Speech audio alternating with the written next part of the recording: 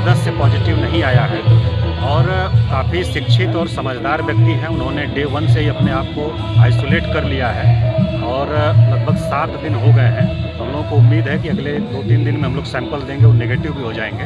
अभी उनके माध्यम से कहीं और फर्दर संक्रमण का कोई खतरा नहीं है, लेकिन हम लोग एहतियात बरत रहे हैं और स्थिति पर नज़र रख रहे हैं। टिप करने गए थे एयरपोर्ट पर और उसके बाद आने के बाद एहतियातन इन्होंने भी अपना टेस्ट कराया है।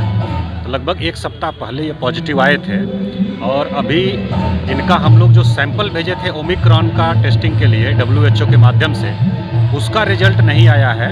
लेकिन राज्य स्वास्थ्य समिति द्वारा हम लोगों को बताया गया है कि इंडिकेटिव टेस्ट कोई होता है, उसमें इनमें ओमिक्रॉन के लक्षण पाए गए हैं।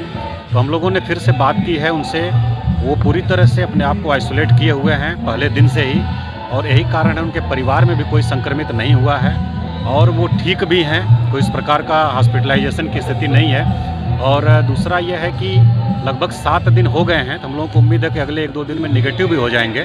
तो हम लोग भी टेस्ट उसका फिर से करा रहे हैं उनका।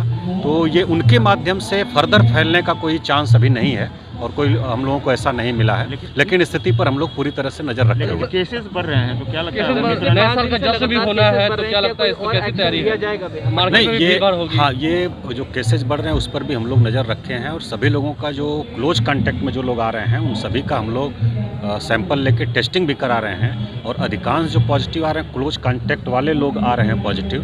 तो हम लोग स्थिति पर नज़र रखे हुए हैं। दूसरा ये है, इस बार हम लोग देख रहे हैं कि हॉस्पिटल बेड या ऑक्सीजन की डिमांड नहीं के बराबर है, इक्का दुक्का मामलों में हो रही है। तो इसलिए हम लोग थोड़ा सा समय ले रहे हैं, स्थिति का असेसमेंट कर रहे हैं। अगर वैसी स्थिति आएगी, बहुत ज़्यादा पैनिक सिचुएशन होगी, तो आगे जो कार्रवाई हम लोग करेंगे।